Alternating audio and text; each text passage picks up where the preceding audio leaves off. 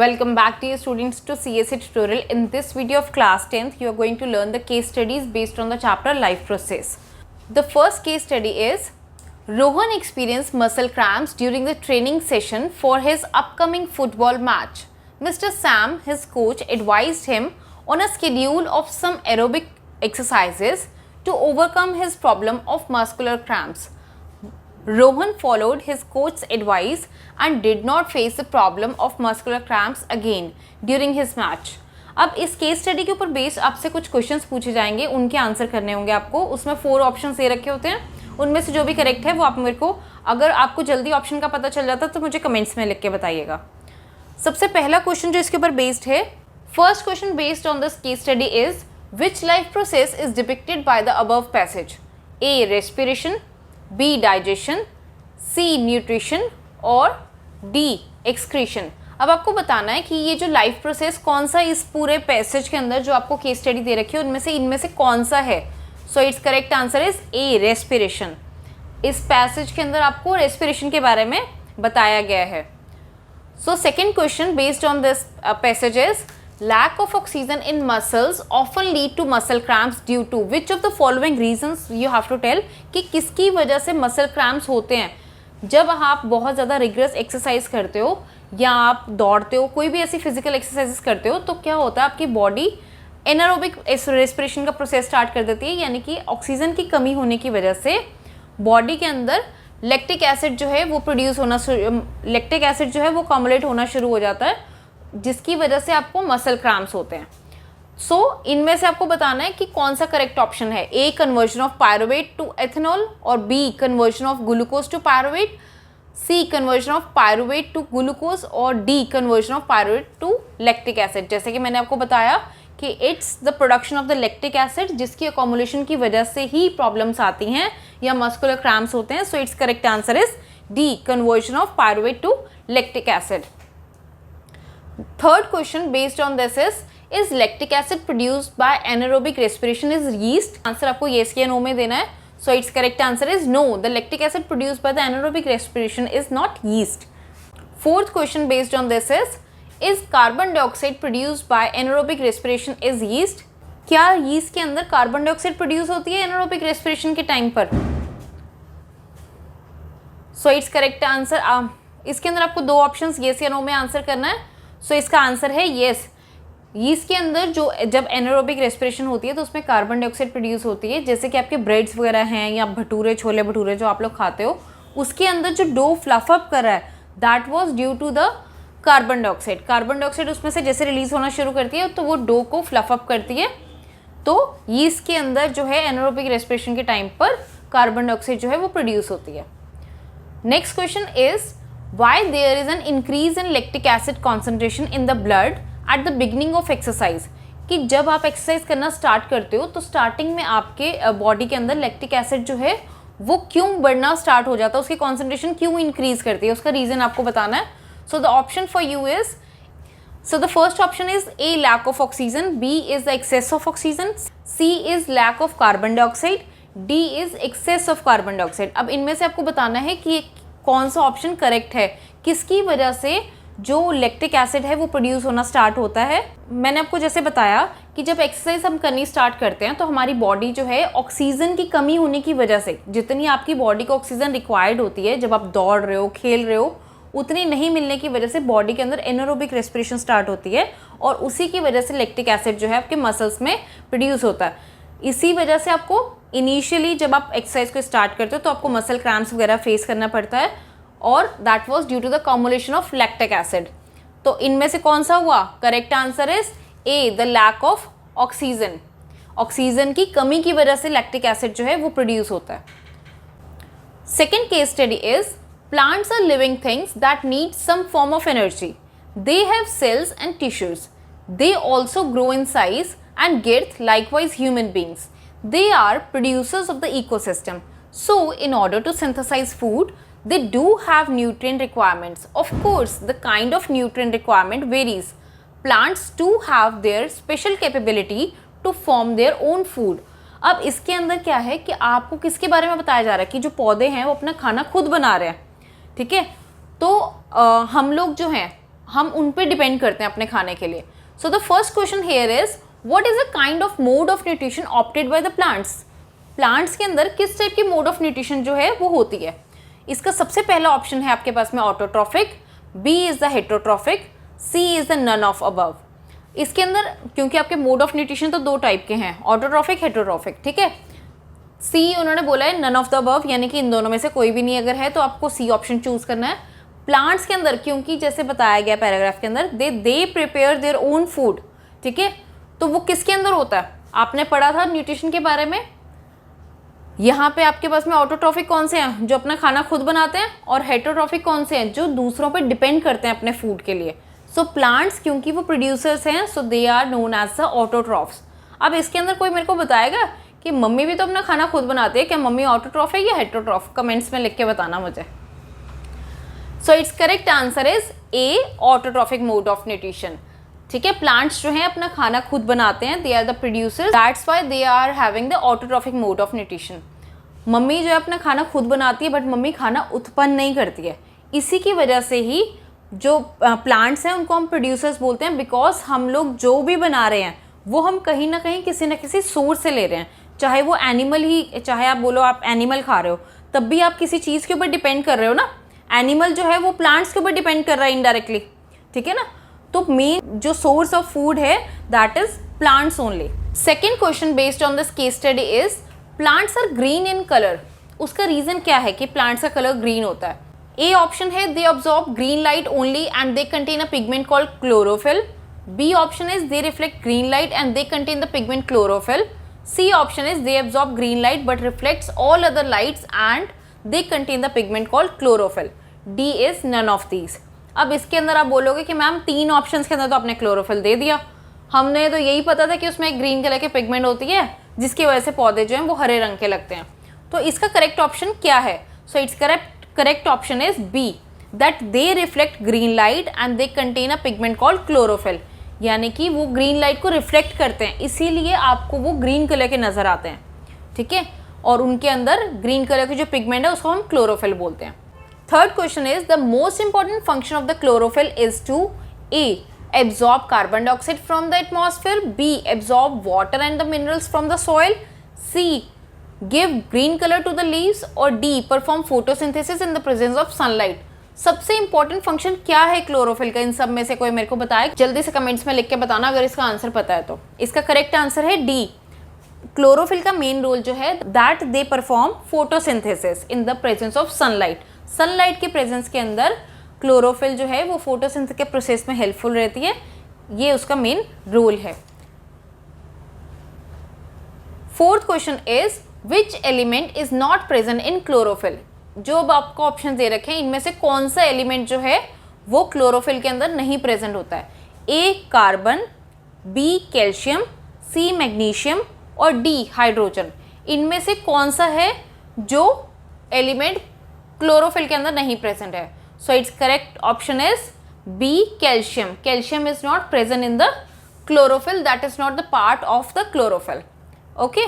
Fifth question is process by which plants prepare their own food. ये तो सबको पता है इसका आंसर, है ना. फटाफट से लिख दो फिर, देखें जरा तुम में से कौन किस किस को पता है इसका आंसर. अब इन ऑप्शंस के अंदर से कौन सा ऐसा है जो जिस प्रोसेस से प्लांट्स अपना खाना खुद बनाते हैं? Its correct option is C, photosynthesis. ठीक है ना, फोटोसिंथेसिस के प्रोसेस के द्वारा प्लांट्स जो हैं वो अपना खाना खुद बनाते हैं. Now there is third case study for you is in human beings the food is taken in through the mouth and is broken down by various steps along the alimentary canal, and the digested food is also absorbed in the small intestine to be sent in body. The nutrition taken for the body is broken in the form of ATP, which provides energy for other reactions in the cell. अब इसके अंदर human digestive system के बारे में आपसे बात की जा रही है, तो चलिए इसके पहले क्वेश्चंस देखते हैं हम कौन कौन से हैं. सबसे पहला क्वेश्चन है what is the full form of ATP. किस किस को पता है फुल फॉर्म ऑफ ATP? कई बार आपके एग्जाम्स में भी आती है. तो इसकी कौन सी है? ए ऑप्शन है adenosine triphosphate, B is adenosine triphosphate, D C is adenosine tetraphosphate और डी इज एडिनोसिन मोनोफॉस्फेट. अब क्योंकि इसमें ATP है तो ATP वाला होगा, ठीक है ना। अब इसमें यहाँ पे आपको पास में 3 है, ये वाला तो बिल्कुल भी नहीं है, टेट्रा वाला।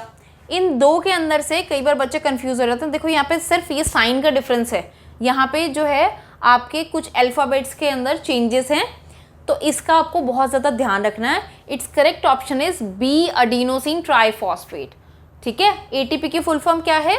B adenosine triphosphate.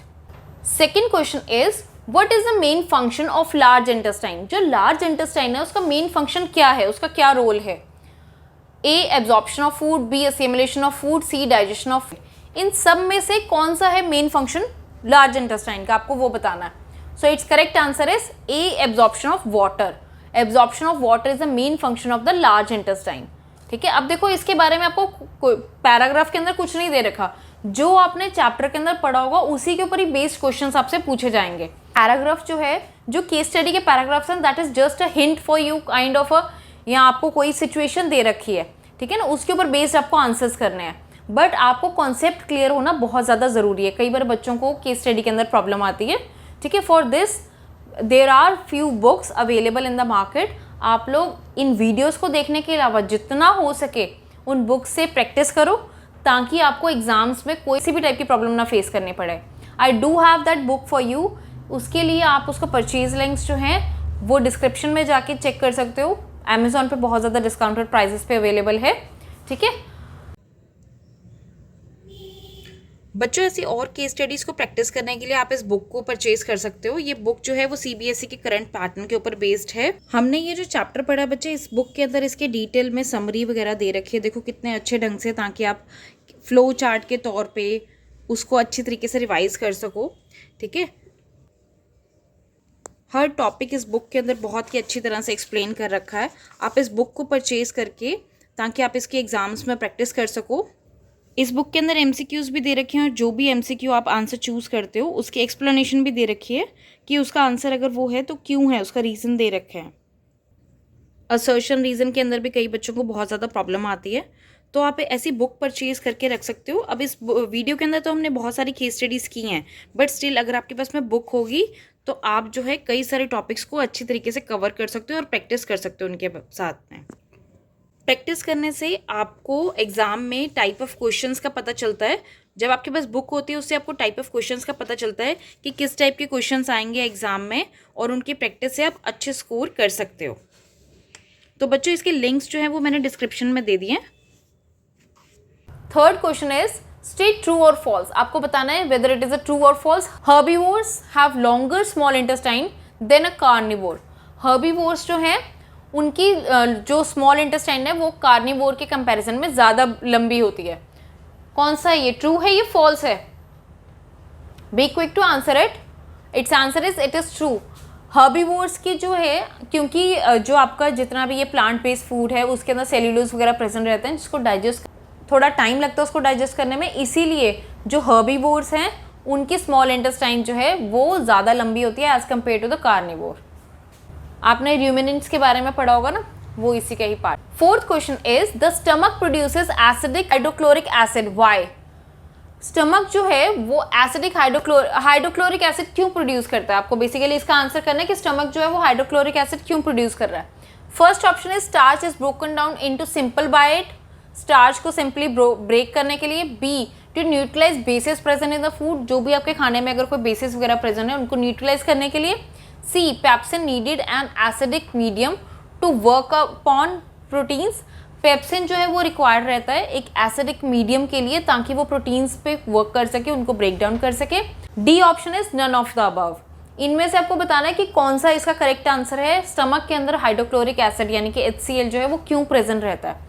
So it's correct answer is C, pepsin needs acidic medium to work upon proteins. Proteins को डाइजेस्ट करने के लिए, प्रोटीन्स को ब्रेक डाउन करने के लिए स्टमक के अंदर जो है वो हाइड्रोक्लोरिक एसिड प्रेजेंट रहता है। Fifth question is bile juice is secreted bye. Bile juice जो है वो कौन से पार्ट से, कहाँ से सिक्रीट होता है? ठीक है, first option is stomach, second is the saliva, third is the liver and D part is none of the above. D है नन ऑफ द अबव। अब इसके अंदर सबको बताना है कि बाइल जूस जो है वो कहाँ से सिक्रीट होता है। It's correct option is C, liver. Bile juice is secreted by liver. Fourth case study is, while explaining the concept of respiration to the students, Mr. Sharma took two different examples of organisms where the ATP molecules are produced, whereas in the respiration system of the organism too 38 molecules are produced. अब इसके अंदर क्या है कि जो mister Sharma जब कोई concept बता रहे थे अपने स्टूडेंट्स को रेस्पिरेशन के बारे में, तो उन्होंने दो डिफरेंट एग्जांपल्स लिए. एक ऑर्गेनिज्म वो था जो 2 ATP के मॉलिक्यूल्स प्रोड्यूस कर रहा था, और दूसरा ऑर्गेनिज्म जो था, जो सेकंड वाला ऑर्गेनिज्म वो 38 मॉलिक्यूल्स प्रोड्यूस कर रहा था. उसी के ऊपर बेस आपको कुछ क्वेश्चंस के आंसर करने हैं. सो the first question is aerobic respiration is followed bye. जो पहला है क्वेश्चन आपके पास में, उसके अंदर पूछा गया एरोबिक रेस्पिरेशन किससे मतलब हो रही है, कौन सा ऑर्गेनिज्म उसको कर रहा है. A organism first, B second organism. इन दोनों में से कौन कर रहा है उस एरोबिक रेस्पिरेशन को, आपको उसके एटीपी के मॉलिक्यूल्स के अकॉर्डिंगली आंसर करना है. So it's correct answer is second organism, जिसमें 38 molecules of ATP are produced. वो जो है एरोबिक रेस्पिरेशन जो है वो फॉलो कर रहा है, वो प्रोड्यूस, उसके थ्रू वो वर्क कर रहा है. Second question is anaerobic respiration is followed bye. अब इस क्वेश्चन के अंदर आप सबको पता है कि हाँ, अगर फर्स्ट वाले का आंसर कि एरोबिक का आंसर ये था कि सेकेंड ऑर्गेनिज्म, तो एनारोबिक का आंसर फर्स्ट ऑर्गेनिज्म है. तो yes, you all are right. जो एनारोबिक रेस्पिरेशन है that is done by the first organism, वो जिसमें 2 ATP मॉलिक्यूल्स जो हैं वो प्रोड्यूस हो रहे हैं. Third question is which organism can convert glucose into alcohol. Glucose जो है वो कौन सा मॉलिक्यूल कन्वर्ट कर सकता है अल्कोहल के अंदर, फर्स्ट ऑर्गेनिज्म या सेकेंड ऑर्गेनिज्म. आपको उनकी रेस्पिरेशन प्रोसेस के अकॉर्डिंगली आंसर करना है. So it's correct answer is A first organism. जो फर्स्ट ऑर्गेनिज्म जिसके अंदर एनारोबिक रेस्पिरेशन का प्रोसेस हो रहा था, वो ग्लूकोज को अल्कोहल के अंदर कन्वर्ट कर सकता है. Fourth question is the form of energy used in the respiration is. जो एनर्जी की फॉर्म रेस्पिरेशन के प्रोसेस के अंदर यूज की जा रही है वो कौन सी है, किस टाइप से है. ए इलेक्ट्रिकल एनर्जी की फॉर्म में, बी केमिकल एनर्जी की फॉर्म में, सी मैकेनिकल एनर्जी की फॉर्म में, और डी रेडिएंट एनर्जी की फॉर्म में. So it's correct answer is, कौन सा है इनमें से बताइए फटाफट. Yes, B chemical energy. इन बाकी सब में से कोई भी नहीं हो सकती है. इट्स सी केमिकल एनर्जी, क्योंकि उसमें केमिकल चेंजेस हो रहे हैं ना, इसीलिए ये केमिकल एनर्जी है. Fifth question is name an organism which follows anaerobic respiration. अब आपको एक ऐसे ऑर्गेनिज्म का नाम बताना है जिसके अंदर एनारोबिक रेस्पिरेशन का प्रोसेस होता है. ए elephants, B earthworms, sea fishes, D archaea. अब इसके अंदर आपको कौन सा करेक्ट ऑप्शन पता लग रहा है. It's correct answer is D archaea. Fishes के अंदर भी नहीं होता, अर्थवॉर्म भी नहीं, एलिफेंट्स भी नहीं. तो बच्चा आपके पास में ये है, इसी के अंदर ही एनारोबिक रेस्पिरेशन का प्रोसेस होता है. Now the fifth case study is Riya was taught about the different modes of nutrition in her science class by her teacher. The method included 3 types, that is driving food from another or living organism without killing it. दूसरे organism को बिना मारे उससे खाना प्राप्त करना. Taking solid food by the process of ingestion, digestion, the part of it and throws out undigested one. And the last one was obtaining of food from dead and decaying organic food. The 3 methods were completely different from each other. तीनों के तीनों methods जो हैं. अब इसके अंदर क्या है कि रिया जो है उसकी क्लास में एक साइंस टीचर ने उनको एक टॉपिक के बारे में पढ़ाया, that was the nutrition in organism, जिसके अंदर उनको 3 मोड्स के बारे में बताया गया. ठीक है, उन 3 मोड्स में से एक क्या था, इंजेक्शन, डाइजेशन, और मतलब आपके सारे जो प्रोसेसेस होते हैं उनके बारे में. दूसरा था जो dead and decaying organic matter पे चलते हैं, और एक था आपका जो दूसरों को बिना मारे हुए खाना प्राप्त करते हैं.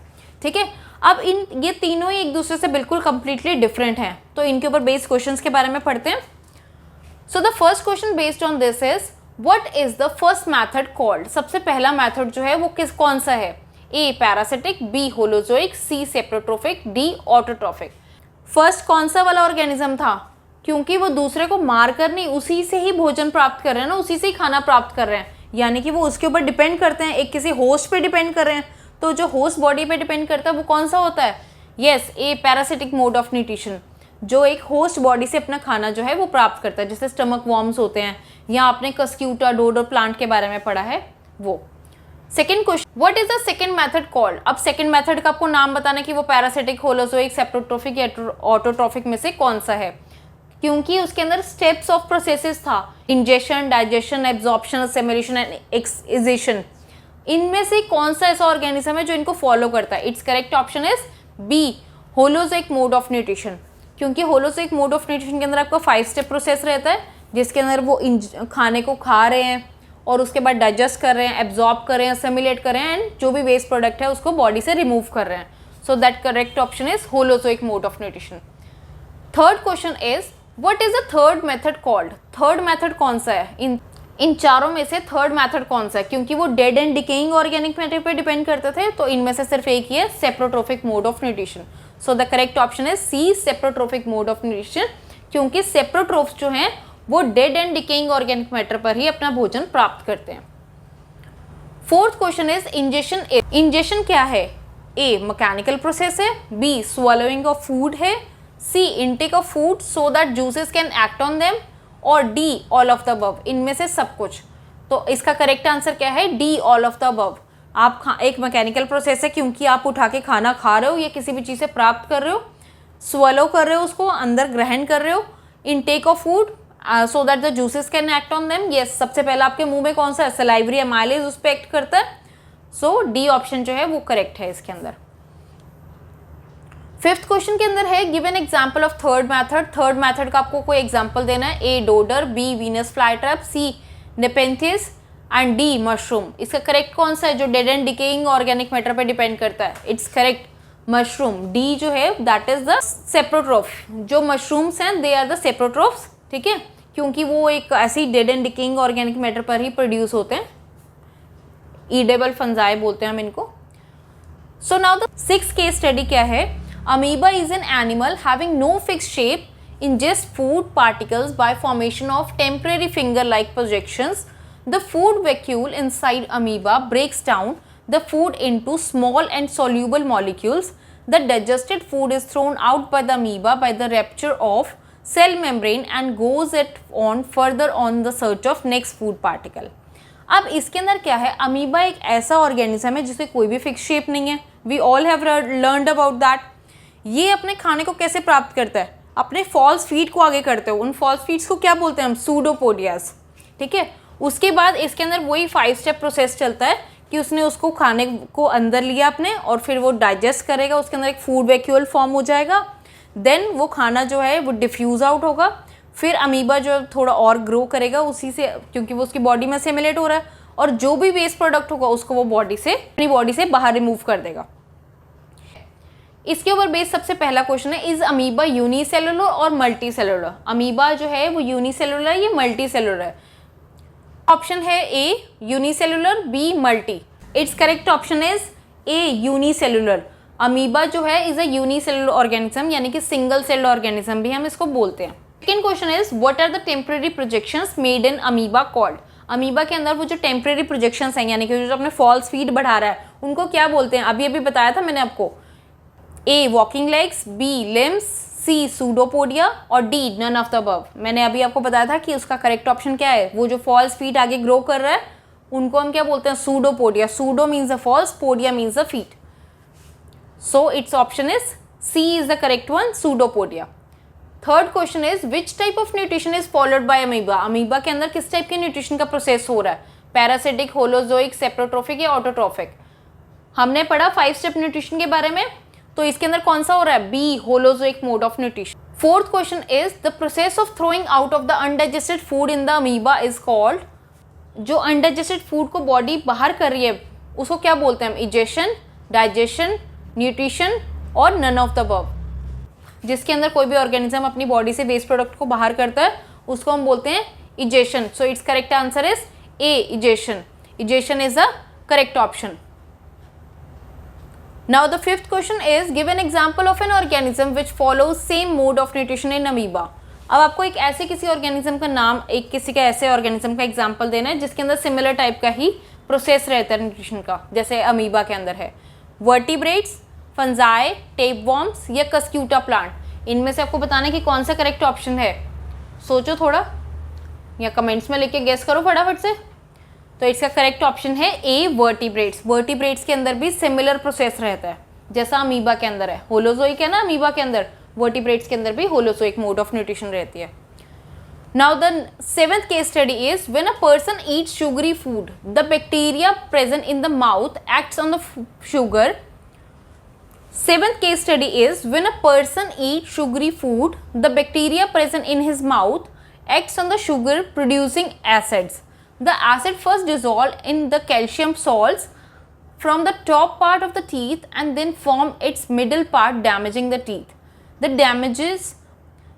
This damages ultimately reach the lower part of the tooth which contains nerve and blood vessel, ultimately causing toothache. अब इसके अंदर क्या है, जो सेवंथ केस स्टडी के अंदर आपको बोला गया कि अगर कोई बंदा ज़्यादा चीनी वाला या शुगर वाला खाना खाता है तो फिर क्या क्या आपके मुंह के अंदर चेंजेस होते हैं. तो चलिए इसके ऊपर बेस कुछ क्वेश्चंस पढ़ते हैं. सबसे पहला क्वेश्चन है, name the top part of the teeth whose calcium salts are dissolve by acid. जो टीथ का अपर पार्ट है, टॉप पार्ट है, उसके जो डिजॉल्व कर, अब आपको टीथ का टॉप पार्ट बताना है जो कि कैल्शियम सॉल्ट्स जो है डिजॉल्व करते हैं. कैल्शियम सॉल्ट्स को वो एसिड्स की तरह डिजॉल्व किया जाता है. A enamel, it's options are A enamel, B dentine, C pulp cavity और D none of the above. इनमें चारों में से कौन सा है जो टीथ का टॉप पार्ट है? इसका answer is A enamel. Second is name the middle part of the teeth. अब आपको middle part of the teeth बताना है. एनामल, डेंटाइन, पल्प कैविटी या none of the above. So it's correct answer क्या है? Yes, B dentine. Dentine जो है that is the middle part of the teeth. Third question is name the lower part of the teeth. अब आपको lower part का बताना को ma'am अब तो सीक्वेंस वाइज चले हो, तो यस इट्स का answer is pulp cavity. Third जो है उसका जो लोअर पार्ट है उसको हम पल्प कैविटी बोलते हैं. Fourth question is which of the following statement is true about dental caries. अब जो आपको स्टेटमेंट्स दे रखी हैं इनमें से कौन सी स्टेटमेंट जो है वो ट्रू है कि जो टीथ है they break down due to acids की वजह से वो ब्रेक होते हैं. Results in pain and difficulty with eating, और जब वो ब्रेक डाउन हो रहे हैं तो उसकी वजह से आपके दांतों में दर्द भी होगी और आपको प्रॉब्लम भी आएगी खाना खाने के लिए. तो सी बोला, cause the action of acids on the animal surface. जो एनामल का सर्फेस है उसके ऊपर जो एसिड्स ने एक्शन किया उसकी वजह से ऐसा सब कुछ हो रहा है. और D all of the above.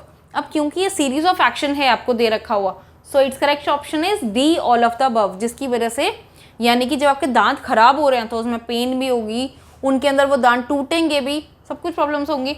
तो वो सारी प्रॉब्लम्स किसकी वजह से हो रही हैं? तो इसका करेक्ट ऑप्शन क्या है? D all of the above. Now the fifth question is dental caries is due to. Dental caries का रीजन क्या है? Hereditary abnormalities. हेरिडिटरी मतलब जो पेरेंट से आती हैं आपके अंदर. बी डेंटल बैक्टीरियल इन्फेक्शंस, सी वायरल इन्फेक्शन और डी द कंटेमिनेटेड वाटर. तो इसका करेक्ट आंसर कौन सा होगा? अभी हमने पढ़ा था ना शुगरी फूड के बारे में, तो इसका करेक्ट आंसर है बी बैक्टीरियल इन्फेक्शन. क्योंकि वो शुगरी फूड या कोई भी ऐसा हम खाना खाते हैं जिसकी वजह से वो बैक्टीरिया ग्रो करना स्टार्ट करता है आपके माउथ में और इन्फेक्शन क्रिएट करता है, जिसकी वजह से आपको दांतों की प्रॉब्लम आती है, डेंटल कैरीज होती है. Now the case study 8th is when a person puts food in his mouth, then the teeth cuts it into small pieces, chew it and grind it. The salivary glands in the mouth secrete saliva which is mixed with the food.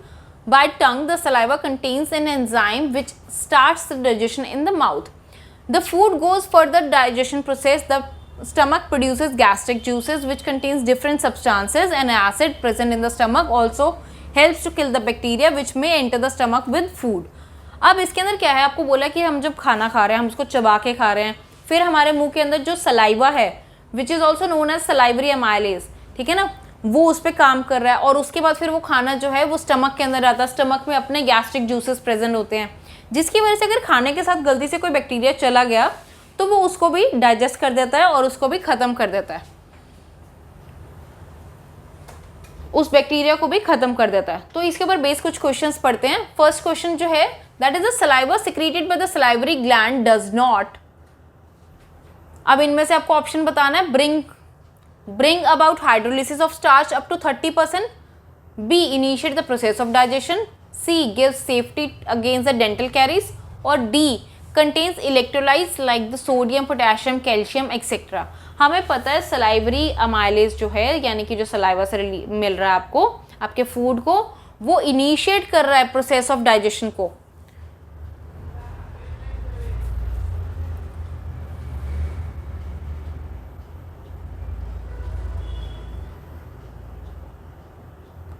Okay, इसके अंदर क्या है,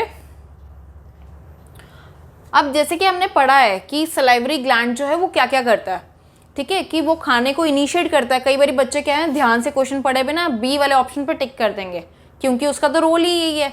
but इसका option क्या आपको पूछा, does not, यानी कि it does not give safety against the dental carries. जो सलाइवरी अमाइलेज है या आपके मुंह में सलाइवा जो है वो आपको डेंटल कैरी से सेफ्टी प्रोवाइड नहीं करता है, ठीक है।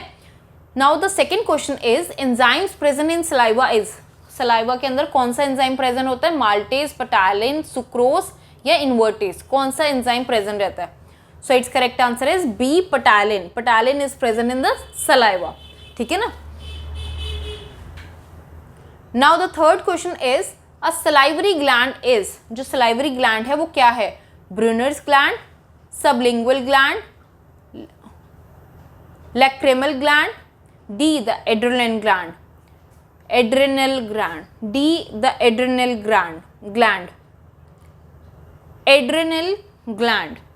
So it's correct option is B, sublingual gland. Salivary gland जो है that is the sublingual gland. Fourth question is what substance present in the gastric juice, gastric juice के अंदर कौन सा सब्सटेंस प्रेजेंट रहता है, hydrochloric acid, mucus, enzyme pepsin और D all of the above. हमें पता है स्टमक के अंदर 3 टाइप के एंजाइम्स होते हैं, HCl, mucus and the pepsin. So it's correct option is D, all of the above, क्योंकि स्टमक के अंदर ये तीनों ही प्रेजेंट रहते हैं, ठीक है। Now the fifth question is name the acid present in the stomach, stomach के अंदर कौन सा एसिड प्रेजेंट होता है, हमने पिछले क्वेश्चन में पढ़ा था अभी। तो इसका क्या है, A nitric acid, B sulphuric acid, C hydrochloric और D none of the above. हमने अभी पढ़ा पिछले क्वेश्चन में, तो इसका करेक्ट ऑप्शन है सी, हाइड्रोक्लोरिक एसिड, ठीक है। नाउ केस स्टडी 9th क्या है, during a science lab activity some sugar solution is taken in a test tube and a little amount of a substance is taken in powdered form named as P. The test tube is allowed to stay still for some time while the top is covered. When the top is removed from the cork, a characteristic smell is observed and a gas Z evolution is also takes place. The gas evolved can extinguish a burning matchstick. अब आपको उस Z substance के बारे में, अब आपको यहाँ पे क्या है कि साइंस लैब एक्टिविटी के अंदर कोई एक्टिविटी परफॉर्म की गई है, उसके बारे में आपको बताना है। इसके ऊपर बेस कुछ क्वेश्चंस देखते हैं। Name the powdered substance P। Powdered substance P कौन सा था जो उसके अंदर डाला गया था, यूज किया गया था, यीस्ट था, फंजाई था, एल्गा था या नन ऑफ द अबव था। इसके अंदर कौन सा है सबसे पहला एंजाइम, यीस्ट, क्योंकि उसमें यीस्ट यूज किया गया जो पाउडर सब्सटेंस वहाँ पे उस रिएक्शन को इनिशिएट करने के लिए या उस रिएक्शन के अंदर यूज किया गया। दूसरा है name the substance Y whose smell is observed। अब आपको बताना है कि Y जिसकी स्मेल आ रही थी वो Y सब्सटेंस कौन सा था, अमोनिया था, एथेनॉल था, इथेन था या नन ऑफ द अबव था। हमने पढ़ा है एस्टिफिकेशन के प्रोसेस के अंदर कि एथेनॉल की प्रोडक्शन होती है, तो इसीलिए इसका करेक्ट आंसर क्या होगा, बी, एथेनॉल, ठीक है। Now the third is name the gas Z। आपको Z गैस का नाम बताना जो उस रिएक्शन के अंदर प्रोड्यूस हुई थी, carbon dioxide, hydrogen, ammonium, D none of the above. अब इनमें से आपको बताना है कि कौन सी गैस प्रोड्यूस हुई थी, जो कि अगर कोई आप मैच स्टिक, जलती हुई मैच स्टिक उसके पास लेके जाओ तो वो बुझ जाएगी, तो कौन सी ऐसी गैस होती है। It's correct option is yes, A, carbon dioxide gas, ठीक है ना। Now the fourth question is what is the process of conversion of practised in the above activity. What is the process of conversion practice in the above activity. अब इसके अंदर आपको बताना है कि कौन सा प्रोसेस है, ए डीकम्पोजिशन, बी स्पोनिफिकेशन, सी फर्मेंटेशन और the D all of the above. सारे तो हो नहीं सकते हैं, तो डी ऑप्शन नहीं है। इसका करेक्ट ऑप्शन क्या है, सी फर्मेंटेशन। यीस्ट का प्रोसेस से फर्मेंट होता है ना फूड, या जो भी आप डो वगैरह रखते हो, तो वो फर्मेंटेशन के प्रोसेस को इसके अंदर ये एक्टिविटी जो है फर्मेंटेशन के प्रोसेस को शो कर रही है। Fifth question is which type of respiration is observed in the above activity, जो ये एक्टिविटी है इसके अंदर किस टाइप की रेस्पिरेशन का प्रोसेस हुआ है, एरोबिक, एनारोबिक, एरोबिक या एनारोबिक। हमने पढ़ा है कि यीस्ट के अंदर कौन सी टाइप की रेस्पिरेशन रहती है, बी, एनारोबिक रेस्पिरेशन। अभी पहले भी हमने केस स्टडी पढ़ी थी, आई थिंक सेकेंड या थर्ड थी केस स्टडी। और केस स्टडीज के केस में ना बच्चे उनको पॉज करके उनको अपने आप से एक बार रीड करके देखो, समझने की कोशिश करो और उसके बाद जाके क्वेश्चंस को फिर अटेम्प्ट करना। Now the case study 10th is blood is a fluid connective tissue composed of 55% plasma, 45% formed element including WBCs, RBCs and platelets. Since these living cells are suspended in plasma, blood is known as a fluid connective tissue and not just fluid. Provides oxygen to cells. Blood absorbs oxygen from the lungs and transport it to the different cells of the body. अब ये blood के बारे में आपको case study दे रखी है, इसी के ऊपर ही बेस आपको कुछ क्वेश्चंस के आंसर करने हैं। सो द सबसे पहला क्वेश्चन है इसके ऊपर, which of the following are the components of blood. अब जो आपको ऑप्शंस दिए गए हैं इनमें से ब्लड का कंपोनेंट कौन सा है। हमने अभी पढ़ा ना कि ब्लड का कंपोनेंट कौन सा है, प्लाज्मा है जो 55% है और 45% उसमें बाकी सब चीज़ें रहती हैं। यहाँ पे ए में आपको प्लाज्मा बोला है, बी में ब्लड सेल्स एंड प्लेटलेट्स बोला है और सी में गैसेज और बाकी सब्सटेंसेस बोले हैं और D all of the above. अब आप बोलोगे कि गैसेज एंड अदर सब्सटेंसेस कैसे हो गए। जो रेस्पिरेशन का प्रोसेस है जो हमारी बॉडी कर रही है, ऑक्सीजन है चाहे कार्बन डाइऑक्साइड, ब्लड ही कैरी करके पूरी बॉडी में लेके जाता है। और अदर सब्सटेंसेस के अंदर आपके फूड या फूड से मिलने वाली एनर्जी को हम बोल सकते हैं, क्योंकि जो आपका खाना है आप हाथ मुंह पैर को अलग अलग तो खिलाते नहीं हो, एनर्जी तो पूरी बॉडी को फिर भी चाहिए होती है। तो वो एनर्जी कौन, ब्लड लेके जाता है। आपके फूड से जो भी एनर्जी मिली वो ब्लड के अंदर घुलकर मिलके पूरी बॉडी के अंदर पहुंचाई जाती है। ठीक है, सो इसका आंसर करेक्ट क्या हो गया, D, all of the above. Now the second question is the life span of RBC. RBC की जो लाइफ स्पैन है वो कितनी होती है, 50 डेज, 75, 100 या 120 डेज या 120 डेज। तो इसका करेक्ट ऑप्शन क्या हो गया, डी, 120 डेज। आरबीसी की लाइफ स्पैन जो है वो 120 डेज की होती है। Third question is the life span of WBC. अब आपको डब्ल्यूबीसी की लाइफ स्पैन बतानी है, less than 14 days, between 20 to 30 days या बिटवीन 2 to 3 months और मोर देन 4 months। WBC कौन से होते हैं, आपके वाइट ब्लड सेल्स जो कि आपकी बॉडी को प्रोटेक्ट करते हैं, आपकी बॉडी के सोल्जर्स भी कहलाते हैं।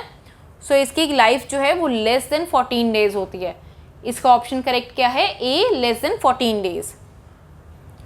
फोर्थ क्वेश्चन के अंदर what is the main function of RBC. RBC का मेन फंक्शन क्या है, RBCs are the red blood cell जिनको हम हेमोग्लोबिन भी बोलते हैं।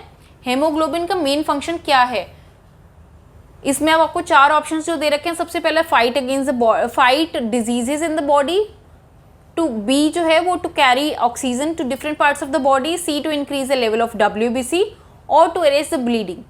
इनमें से करेक्ट जो है हेमोग्लोबिन का रोल ये रहता है कि वो ऑक्सीजन कैरी करके आपकी पूरी बॉडी में लेके जाता है। सो इसका करेक्ट ऑप्शन क्या हो गया, B, carry oxygen to the different parts of the body. ठीक है, now the fifth question is why is the colour of blood red. Blood का कलर रेड क्यों होता है, जैसे हम वाइट ब्लड सेल बोल रहे हैं, अब उनका कलर तो रेड नहीं है, उनका कलर तो वाइट है, तो ब्लड का कलर रेड क्यों है, due to the presence of magnesium, due to the presence of cytoglobin, due to the presence of haemoglobin, due to the presence of all of the above. अब इसमें से कौन सा करेक्ट है, इसका आंसर है C, due to the presence of haemoglobin. Haemoglobin जो है वो एक रेड कलर की पिगमेंट होती है जिसकी वजह से ब्लड का कलर आपको रेड नजर आता है। ठीक है, 11th case study is the heart beats rhythmically throughout one's life. Heart जो है वो थ्रू आउट हमारी लाइफ धड़कता रहता है। हम लोग फिर भी थक कर सोचते हैं कि चलो मैं रेस्ट कर लूँ या कुछ भी पढ़ाई से ब्रेक ले लो, बट आप ये सोचो आपका हार्ट थ्रू आउट आपकी पूरी जिंदगी में कभी वो ब्रेक नहीं लेता, कुछ देर के लिए भी नहीं। उसकी ब्रेक मतलब पक्की ब्रेक ही हो जाएगी, है ना।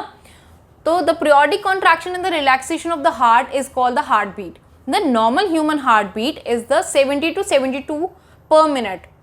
The sound made by the heart are the heartbeats, which can be heard more clearly and loudly using different methods.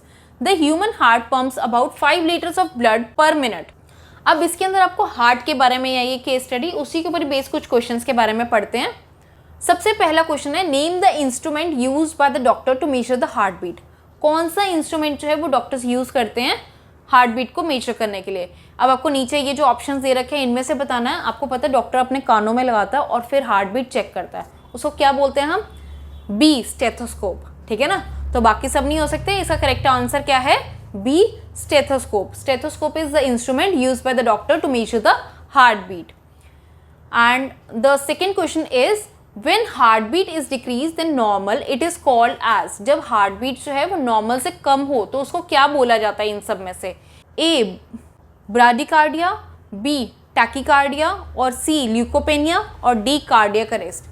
जब नॉर्मल से हार्ट बीट स्लो हो या कम हो, उससे कम हो रही है, उसको क्या बोलते हैं हम? ए, ब्राडिकार्डिया। ठीक है ना। So the third question is when heartbeat is increased than normal it is called as। जब हार्ट बीट जो है वो नॉर्मल से ज़्यादा हो, डिक्रीज के बारे में हमने पढ़ लिया, जब ज़्यादा है तो उसको क्या बोलेंगे? ऑप्शन से देखो वही 4 ही हैं।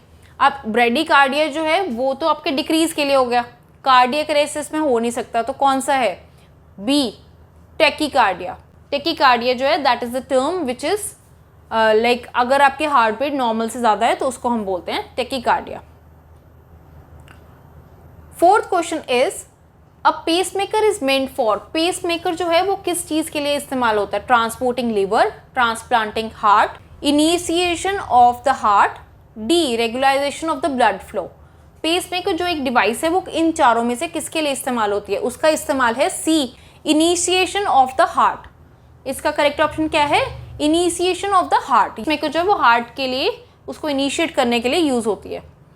Fifth question is in the case of cardiac arrest what should be the most primary step. अगर किसी को कार्डियक अरेस्ट आता है आपके सामने तो सबसे पहला स्टेप कौन सा होना चाहिए? माउथ टू माउथ रेस्पिरेशन का, कार्डियक मसाज का, टू कॉल अ डॉक्टर और नन ऑफ द अबव। इनमें से कौन सा होना चाहिए? इसका करेक्ट ऑप्शन क्या है? Cardiac massage. कि आपके हार्ट की पंपिंग चलती रहनी चाहिए, जिसके लिए आपको CPR के प्रोसेसेस भी कई बार CPR के स्टेप्स बताए जाते हैं। Now the case study 12th, the tiny pores present on the surface of the leaves are called X. जो टाइनी पोर्स लीव्स के सर्फेस पे प्रेजेंट होते हैं उनको हम एक्स बोलते हैं। Large amount of water can also be lost through X. X के थ्रू जो है वो लार्ज अमाउंट ऑफ वाटर भी रिड्यूस होता है। Hence the plant closes these pores when it does not need carbon dioxide। इसीलिए प्लांट जो है जब उसको कार्बन डाइऑक्साइड नहीं चाहिए होती है तो वो इनको क्लोज कर देता है by the process of Y. The opening and closing of the process is a function of the Z. इसकी ओपनिंग और क्लोजिंग जो है वो जेड रेगुलेट कर रहा है। When the water flows into them Z get swelled. जब water उनके अंदर जाता है तो जेड जो है वो स्वेल अप हो जाता है। इनके अकॉर्डिंगली आपको इनका आंसर करना है। आई होप आपको पता तो चल ही गया होगा इसमें मैं किसके बारे में बात कर रही हूँ, है ना। अब तो पिक्चर देख के और क्लियर पता चल गया। तो चलिए क्वेश्चन कर लेते हैं। सबसे पहला क्वेश्चन है name the unknown x. X के बारे में आपको बताना है स्टोमेटा है, वैक्यूल है, होल्स है या कौन सा ऑप्शन 1 और 2 दोनों है। इसका सबको पता है ना। Option A is the correct answer. X जो है वो स्टोमेटा है। और सेकेंड क्वेश्चन के अंदर आपको जेड के बारे में बताना है कि जेड कौन सा है, गार्ड सेल है, वैक्यूल, क्लोरोप्लास्ट या न्यूक्लियस। इन सब में से कौन सा है? जेड, गार्ड सेल्स हैं, ठीक है ना, क्योंकि वही रेगुलेट करते हैं इसकी ओपनिंग एंड क्लोजिंग के बारे में। थर्ड जो है that is the unknown Y. Y कौन सा है? रेस्पिरेशन का प्रोसेस है, फोटोसिंथेसिस है, फाइगोसाइटोसिस है या क्लोरोप्लास्ट है। So it is B, photosynthesis. Photosynthesis का प्रोसेस होगा तभी तो उसकी ओपनिंग क्लोजिंग रिक्वायर्ड रहेगी ना। Now the fourth question is what happens when water flows into the pores. जब वाटर उसके पोर्स में जाता है तो फिर क्या होता है? Guard cells get swelled, stomatal pores open, stomatal pores closes if guard cells shrink, D, all of the above. क्या होता है इन सब में? सो इसका करेक्ट ऑप्शन क्या है? D, all of the above. ये सारे प्रोसेसेस ही होते हैं उसके अंदर अगर वाटर जो है वो पोर्स के अंदर जाता है तो। Now the fifth question is where is X mostly found. X जो है वो ज़्यादातर कहाँ पाया जाता है? आपकी केस स्टडी अभी जब आपने पढ़ी थी तब भी बताया गया था उसमें कि वो एक्स जो है वो कहाँ पाया जाता है। Under roots of the plant, underside of the leaf, lower edges of the branches, none. अब इसके अंदर क्या है? उसमें बताया था कि लीफ के नीचे पाया जाता है। सो इसका करेक्ट ऑप्शन क्या हो गया? B, underside of the leaf. अब आपकी थर्ड जो केस स्टडी है, refer to the image on the passage of the food. The food is taken to the eggs through the food pipe from the mouth. The eggs is a large organ which expands when the food enters. The muscular walls of the eggs helps the mixing of food thoroughly with more digestive juices. The digestion in eggs is taken care by the gastric glands present in the wall of eggs. अब इसके अंदर आपको बोला है कि जैसे image के अंदर दे रखा है कि जो खाना लेके गया फूड पाइप के अंदर, उसके बाद एक लार्ज से ऑर्गन के अंदर जाता है, उसी के ऊपर बेस कुछ क्वेश्चंस हैं, उनको पढ़ते हैं। अब सबसे पहला क्वेश्चन है आपको आइडेंटिफाई करना है कि एक्स है क्या, किसके बारे में बात की जा रही है, स्टमक, इंटेस्टाइन, ईसोफेगस या फिर इनमें से कोई भी नहीं। तो इसका करेक्ट ऑप्शन कौन सा है? Yes, stomach. सेकेंड है wild digestion, what are release by X. Second question में आपसे वो पूछा जा रहा है, हाइड्रोक्लोरिक एसिड, पेप्सिन, म्यूकस या ऑल ऑफ द अबव। हमें पता है स्टमक जो है वो तीनों को रिलीज करता है, तो इसका करेक्ट ऑप्शन क्या हो गया? D, all of the above. ठीक है। Now the third question is name the different term for the food pipe. Food pipe का दूसरा नाम कौन सा है? ये तो आंसर भाई आप लोगों को बताना पड़ेगा। Muscular walls, muscular pipes, oesophagus या गैस्ट्रिक ग्लैंड। सो इसका ऑप्शन क्या हो गया करेक्ट? यस, सी, ईसोफेगस। ठीक है। फोर्थ क्वेश्चन क्या है? What helps in mixing the food thoroughly with digestive juices. इनमें से किसके थ्रू जो है वो डाइजेस्टिव जूसेस जो है वो थरोली मिक्स होते हैं? इसका करेक्ट ऑप्शन क्या है? मस्कुलर वॉल्स, जो उसकी वॉल्स हैं, मस्कुलर वॉल्स जो हैं उसी के थ्रू। फिफ्थ के अंदर क्या है? Which organ is present behind the mouth is commonly refer to as the mouth. Mouth के साथ में और कौन सा ऑर्गन एसोसिएटेड है जिसको हम ज़्यादातर माउथ ही बोलते हैं? ईसोफेगस, टीथ, बकल कैविटी या टंग। ये तीन चीज़ें हमारे मुंह में होती हैं, ठीक है ना। ईसोफेगस जो है वो फूड पाइप है, टीथ हो नहीं सकते because that is not an organ, tongue जो है वो आपके सिर्फ फूड की मूवमेंट के लिए हेल्पफुल रहती है, या टेस्ट बर्ड्स होते हैं उस पर। सो इसका करेक्ट क्या होगा? C, buccal cavity. Buccal cavity is the organ present behind the mouth, जिसको हम माउथ ही बोला जाता है। नेक्स्ट केस स्टडी जो है that is 14th case study के अंदर आपको ये बोला गया, the term A means the exchange of gases, the modes and the ways performed the term A differs in the animals and plants and humans. At B level, term A referred to as the burning of the food for generating energy needed for the other life processes. The energy released during B level by the term A is immediately used to synthesize a molecule called C. This term C is used to fuel some of the activities in the cell. अब इसके अंदर आपको क्या है, एक उस exchange of gases के through जो आपके अंदर प्रोसेसेस हो रहे हैं उसके बारे में बात किया जा रहा है कि फूड जो प्लांट है, एनिमल है, ह्यूमन बींग्स है, इन सब के अंदर अलग अलग टाइप से रहता है। ये जो आपको रिएक्शन दे रखे हैं इसको ध्यान रखना है, इसी के ऊपर बेस कई बार क्वेश्चंस पूछे जाते हैं। सो द फर्स्ट क्वेश्चन इज, सबसे पहला क्वेश्चन है कि आपको बी को आइडेंटिफाई करना है। अब इनमें से आपको 4 ऑप्शन दे रखे हैं, इनमें से बी कौन सा हो सकता है? सेल्यूलर, टिश्यू, एल्वियोलर या फिर सारे ही ऑप्शंस। इसका ऑप्शन क्या है? ए, सेल्यूलर। सेकेंड क्वेश्चन है आइडेंटिफाई लेवल ए। अब आपको लेवल ए को आइडेंटिफाई करना है, ब्रीथिंग, रेस्पिरेशन, एक्सेलिंग या ऑल ऑफ द अबव। ए कौन सा था? बी, यानी कि रेस्पिरेशन के प्रोसेस के बारे में बात की जा रही है ना, तो process B, respiration. Now the third question is what can drive the endothermic reaction taking place in the cell? Glucose, oxygen, energy या नन ऑफ द अबव। अब इसके अंदर कौन सा है इसका correct option? Yes, C, energy. Fourth question is name the term C. अब आपको सी का नाम देना है, एटीपी, वाटर, कार्बन डाइऑक्साइड या ग्लूकोज। सो इसका ऑप्शन क्या है? सी का। Yes, A, ATP. Now fifth question is what are the products of the endothermic reaction shown in the above image. मैंने आपको बोला था वो पिक्चर को ध्यान रखना माइंड में, वो जो प्रोडक्ट्स है उनके नाम बताना है आपको। ए, एनर्जी, कार्बन डाइऑक्साइड, वाटर या ऑल ऑफ द अबव, क्योंकि उसमें 3 चीज़ें आपके प्रोडक्ट्स के तौर पे मिली थी, तो वो है energy, carbon dioxide and water.